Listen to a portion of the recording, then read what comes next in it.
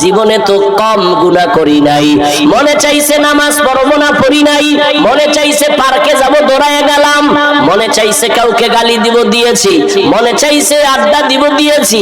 আজকে থেকে তওবা করলাম, আর নামাজ ছাড়বো না, বেপরদায় চলবো না, দাড়ি কাটবো না। ও আল্লাহর বান্দারা, আজকে আমি মুসলমান, তুমিও মুসলমান, তোমার আমার আল্লাহ এক, নবী এক, কোরআন এক, কাবা এক, ধর্ম এক, কালেমা এক। অথচ আমার মাথায় টুপি না দিলে লজ্জা পাই, অথচ তুমি টুপি দিতে লজ্জা পাও, আমি দাড়ি কাটতে গেলে লজ্জা পাই। আর তুমি কেমন মুসলমান যে দাড়ি রাখতে গেলে লজ্জা পাও? আমি বেপরদায় চলতে লজ্জা পাই, তুমি পর্দা করতে গেলে লজ্জা পাও।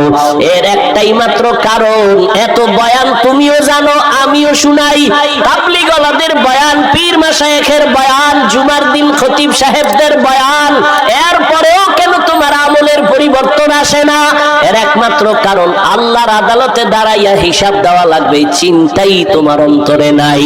ওরে যতই বাহাদুরি করো রে যুবক, এখনো আল্লাহর ভয় অন্তরে জমা নাও।